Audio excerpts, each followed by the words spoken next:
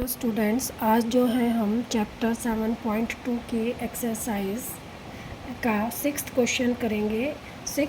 जो पहले 5 क्वेश्चन है इससे पहले वाले वीडियो में हम कर चुके हैं। 6th जो क्वेश्चन है वो करेंगे। 6th question exercise 7.2 question number 6 है कि यदि 4 बिंदु दिए गए हैं, इसी क्रम में लेने पर एक समानांतर चतुर्भुज के शीर्ष हो तो x और y का मान ज्ञात कीजिए। अब देखो, सबसे पहले तो उन्होंने समानांतर चतुर्भुज दे रखी है और उसने एक ही क्रम में समानांतर चतुर्भुज के पॉइंट दे दिए।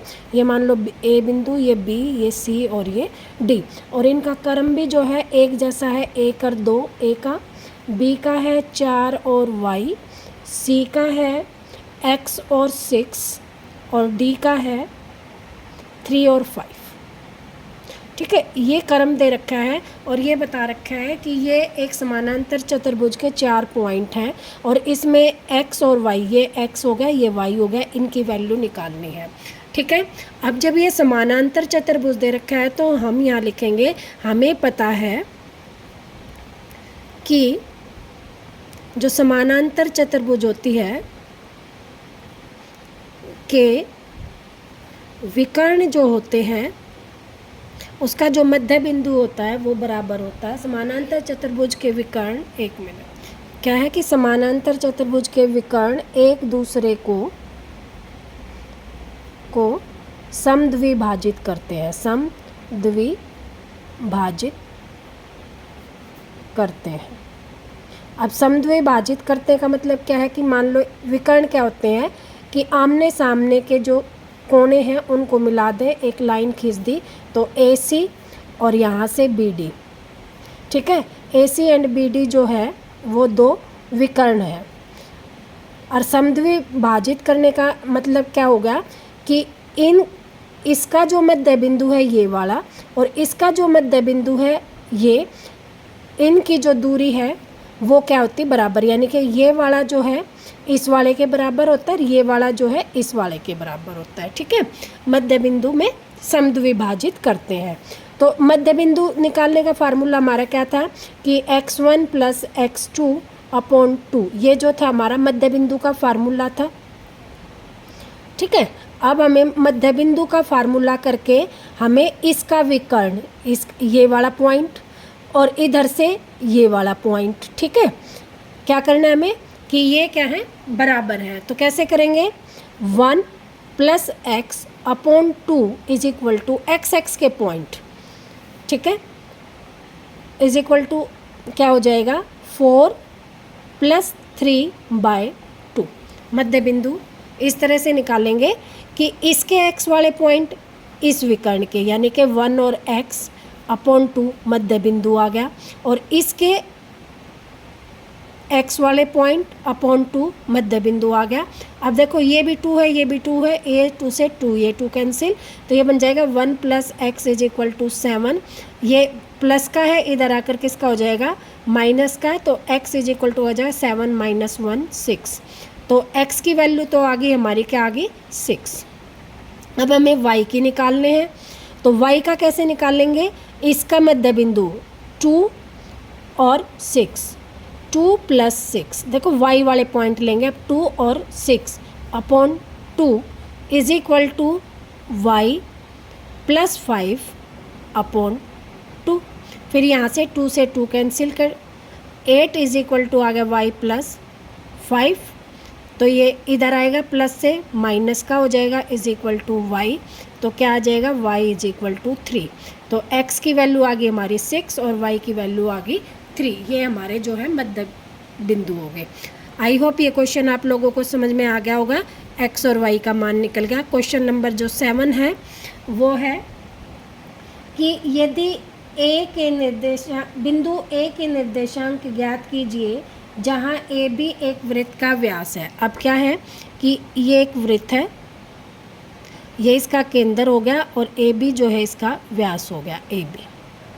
ठीक है, और हमें क्या निकालना है, बिंदु A के निर्देशांक, इसको हम x और y मान ले, जो हमें निकालना है, ये निकालने हैं। ठीक है, जिसका केंद्र, और ये केंद्र है, मान लो इसको हम O दे दें तो इसके पॉइंट दे रखे हैं 2 - 3, ठीक है, तथा बी के निर्देशांक हैं 1,4 और निकालना क्या है, हमें ए के निकालने हैं। अब देखो इस टाइप का क्वेश्चन में जो व्यास होता है, केंद्र क्या होता है उसका, मध्य बिंदु होता है। ये ओ है, ये ए है, ये बी है, यानी कि ए ओ इज इक्वल टू क्या होगा, ओ बी, मध्य बिंदु हो गया। अब मध्य बिंदु निकालने का हमारा फार्मूला क्या होता है कि एक्स के पॉइंट निकालने हैं, इसके पॉइंट निकालने होते हैं, तो ये प्लस ये बाय 2, ठीक है। तो हमें इसका जोड़ x प्लस इसका जोड़ 1/2 इज इक्वल टू हो गया हमारा ये मध्य बिंदु का जो पॉइंट दे रखा है 2, ठीक है। और y के पॉइंट निकालने हैं तो क्या करेंगे, y + 4/2 इज इक्वल टू -3, ये दे रखा है, ये हमें दे रखा है, ये हमें निकालने हैं। मध्य बिंदु कैसे निकालते हैं, इस बिंदु का जोड़ प्लस इस बिंदु का जोड़ बटे 2 क्या आ जाता है, ये वाले बिंदु के इक्वल आ जाता है, ये हमारा फार्मूला है। तो यहाँ से हमारा क्या हो जाएगा, x + 1 इज इक्वल टू, ये यहाँ डिवाइड में इधर जाके हो जाएगा मल्टीप्लाई में, तो 2 × 2, तो ये आ जाएगा x + 1 इज इक्वल टू 4, तो x इज इक्वल टू आ जाएगा 4 - 1 3, x की वैल्यू आ गई 3। इधर से क्या आ जाएगा, y + 4, ये इधर जाके मल्टीप्लाई में, तो ये आ जाएगा -3 × में 2, तो y + 4 इज इक्वल टू -6, ये भी इधर जाकर किसका हो जाएगा, माइनस का, तो y is equal to -6 - 4 is equal to -10, तो y इज इक्वल टू आ गया -10। तो हमारे जो a के पॉइंट है वो क्या आ जाएंगे, 3, -10, ये हमारा आंसर आ जाएगा, ठीक है। यहाँ भी हम यही लिखेंगे कि जो केंद्र है वो व्यास को जो है 2 समान भागों में विभाजित करता है। इसका मध्य बिंदु 2 और 3 हो गया, तो मध्य बिंदु का फार्मूला हम लगाएंगे x + 1 is equal by 2 is equal to 2, ठीक है। यहाँ पर बेशक लिख देंगे कि ए बी जो है केंद्र का व्यास है,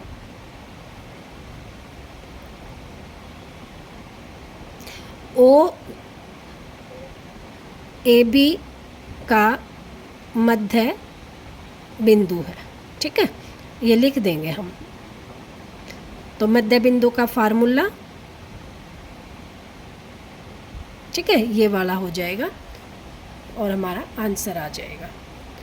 क्वेश्चन नंबर 8, क्वेश्चन नंबर 8 कह रहा है वो कि यदि ए और बी क्रम से 2 पॉइंट दे दिए a और b, ये a है, ये b है, और ये पॉइंट दे दिया हमारा -2 -2, और b पॉइंट दे दिया हमारा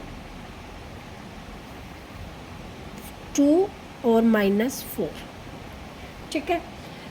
तो p के निर्देशांक ज्ञात कीजिए ताकि AP इज इक्वल टू, अब p एक कोई बिंदु है, ये कोई मान लो P बिंदु है, और ये किस तरह से है कि AP is equal to 3/7 AB।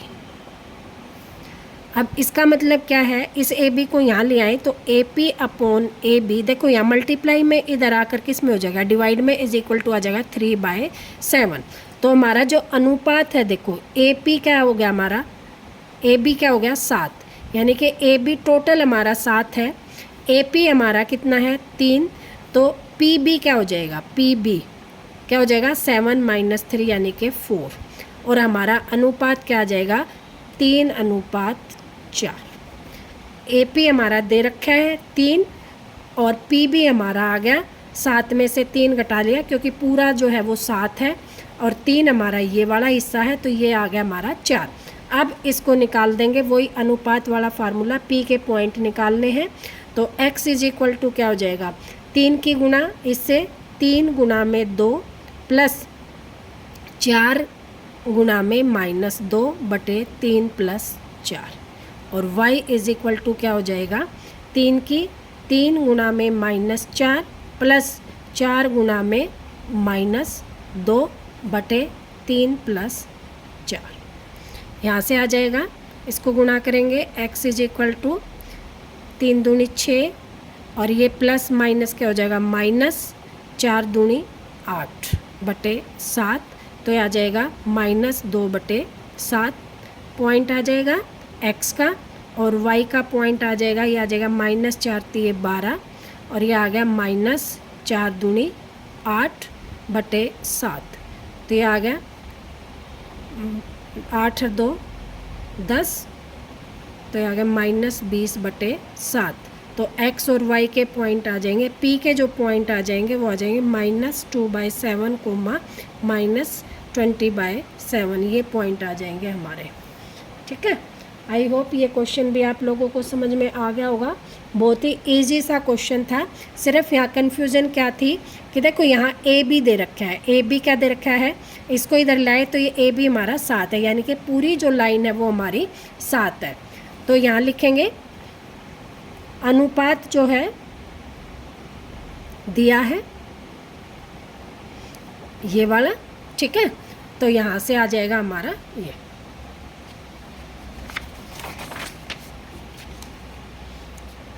Ninth question कह रहा है कि बिंदुओं को रेखाखंड, एक जो है ये भी ऐसे दे रखा है कि ये एक पॉइंट है ए और एक ये पॉइंट है बी, और ये है -2,2 और ये है 2,8, ठीक है। को जोड़ने वाले रेखाखंड को 4 बराबर भागों में विभाजित करता है। 4 बराबर भागों में, देखो इसके 4 भाग कर ले, 1 भाग, 2 भाग, 3 भाग और 4, और ये चारों क्या हैं, सारे बराबर हैं। मान लो इसको C, D और E दे दिया, ठीक है। तो इसके जो सारे पॉइंट हैं वो इक्वल हैं। तो एक मिनट, देखो अब क्या है कि ये 4 बराबर भाग हैं, यानी कि AC बराबर CD बराबर DE और बराबर AB। अब जो D है वो इसका किसका मध्य बिंदु हो गया। क्यों? क्योंकि 2 हिस्से इधर हैं और 2 हिस्से इधर हैं। तो ये जो D पॉइंट है, D जो है AB का, D पॉइंट AB का मध्य बिंदु है, ठीक है। और मध्य बिंदु है क्यों है? क्योंकि इधर भी 2 हिस्से हैं, देखो एक ये हिस्सा और एक ये हिस्सा, इधर भी 2 हिस्से हैं, एक ये और एक ये, और दोनों क्या हैं, बराबर हैं। तो ये पॉइंट इधर की रेखा और इधर की रेखा क्या है, बराबर है, यानी कि AD = क्या है, BD। और जब दोनों इक्वल हो तो ये क्या आ गया, मध्य बिंदु। और मध्य बिंदु के पॉइंट हम कैसे निकालते हैं, मान लो इसको हम x और y दे दें, तो x = क्या होता है, x1 + x2/2 एंड y = क्या होता है, y1 + y2/2, ठीक है।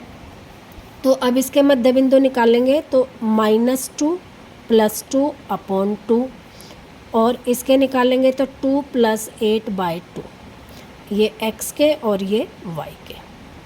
तो ये तो आ गया 0/2 यानी कि 0, और यहाँ से आ गया 10/2 5। तो इसके जो पॉइंट आगे वो आगे 0 और 5, ठीक है। किसके आगे, ये D पॉइंट के। अब जो है, अब पॉइंट हमने निकालना C वाला। C जो पॉइंट है वो कहाँ पर लाई कर रहा है, देखो AC तो एक हिस्सा है, और CB कितने हिस्से हैं, 1, 2 और 3। तो ये कितने हिस्से, 3। तो ये किस अनुपात में हो गए, 1:3 में, ठीक है। 1:3 में है, और C के पॉइंट हम मान लें, C के जो पॉइंट है वो है x1 और y1। तो x1 = क्या हो जाएगा, ये पॉइंट निकालने के लिए हमें क्या करना पड़ेगा, इस वाले को इससे मल्टीप्लाई, यानी कि 1:2 प्लस 3 को इस 2 से, 3 × में 2, क्या किया, 3 × -2, 1 का 2 से और 3 का -2 से अपॉन 1 + 3। तो ये आ जाएगा 2 और माइनस प्लस माइनस 3 दूनी 6/4। तो ये आ गया हमारा -4/4, और आंसर आ गया -1 x का पॉइंट। और यहाँ से y का पॉइंट निकाल लें, तो इस 1 को किससे, 8 से, तो 1 × 8 प्लस इस 3 को 2 से, 3 इंटू में 2 अपॉन 1 प्लस 3, तो ये आ जाएगा 8 और 3 दूनी 6/4, तो यह 8 6 14/4, तो आ गया 7/2। तो हमारे पॉइंट आगे -1 किसके, सी के पॉइंट आगे -1, 7/2।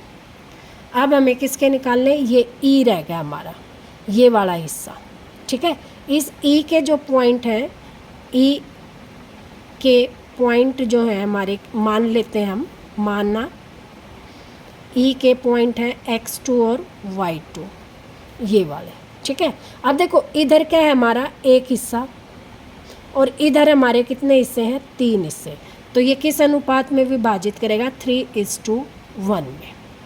तो x2 इज इक्वल टू क्या हो जाएगा, इस 3 की इस 2 के साथ, तो 3 इंटू में 2 प्लस इस 1 की इसके साथ 1 इंटू -2 अपॉन 4, यानी कि 1 + 3, और y2 इज इक्वल टू क्या आ जाएगा, देखो y2 इधर से क्या किया हमने, इस 3 की 8 के साथ प्लस 1 की 2 के साथ, और वही 1 + 3।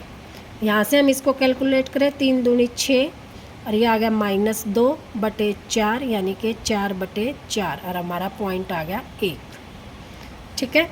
और यहाँ से हम कैलकुलेट करें तो 8 × 24 प्लस 2/4, यानी कि 26/4, 13/2। तो ई के पॉइंट आगे हमारे कितने आगे, 1, 13/2।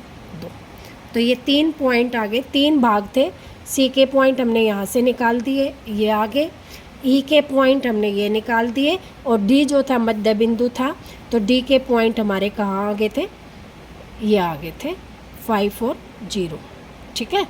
तो यहाँ लिख देते हैं डी के जो पॉइंट हैं क्या है, 0,5, ये भी लिख दिया था, और यहाँ भी आगे डी के पॉइंट, ठीक है। ये हमारा क्वेश्चन नंबर हो गया 9। अब क्वेश्चन नंबर है 10। क्वेश्चन नंबर 10 में दे रखा है कि एक चतुर्भुज का अक्षेत्रफल ज्ञात कीजिए जिसके शीर्ष दे रखे हैं, ठीक है। अब एक चतुर्भुज है, हम चतुर्भुज ही बना लेते हैं।